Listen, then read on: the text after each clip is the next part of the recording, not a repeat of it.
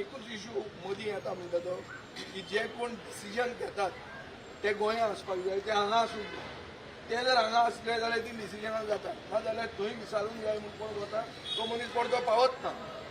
हे हांवें पळयलां पर्सनल एक्सपिरियन्स. हांव कंप्लीट एक्टिविस्टां बरोबर आसा. हाजे पयलीं बी हांवें तांची नांवां घेवन तांचेर कितें अन्याय जाल्यात, तांणी खंयचे इशू खातीर ते झगडटात हे एसेंब्लीन एक एक उतर काडिल्लें आहा आनी कोणेच तें काडूंक ना. थंय काडपाकूय म्हणजे धाडस जाय पडटा, कित्याक हे एक्टिविस्ट म्हणल्यार थंय गाळ कशी जाल्ली आहा ते सभाघरांत. इतलें आसून सुद्दां आमी तें केल्लें आहा, फुडें तें करतले आनी म्हाका दिसता की जितलो एकवट जाता तो एकवट घेवन आमी फुडें वचपाची गरज आहा. जो कोण फुडें येता तो खरो राखणदार आनी ह्या राखणदारांक आमी सलाम मारून आमचो पक्ष तांचे बरोबर आसा.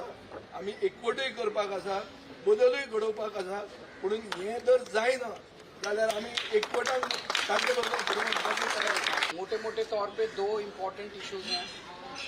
एक है कि कारापुर का जो प्रोजेक्ट है, जो बड़े बड़े बिल्डर्स को ज़मीन दी गई है और वहाँ पे लगभग 1800 फ्लैट्स बनाने की इजाज़त दी गई है.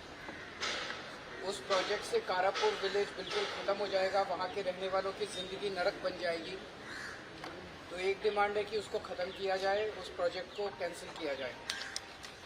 और दूसरी डिमांड है कि सेक्शन 39A जो कि इस्तेमाल करके गोवा की बीजेपी सरकार ज़बरदस्त भ्रष्टाचार करके बिल्डर्स और कॉन्ट्रैक्टर्स को ज़मीनें दे रही है, गोवा को बर्बाद कर रही है, उस सेक्शन को एबॉलिश किया जाए. ये दो मोटा मोटा डिमांड है. बाकी भी डिमांड को हम सपोर्ट करते हैं.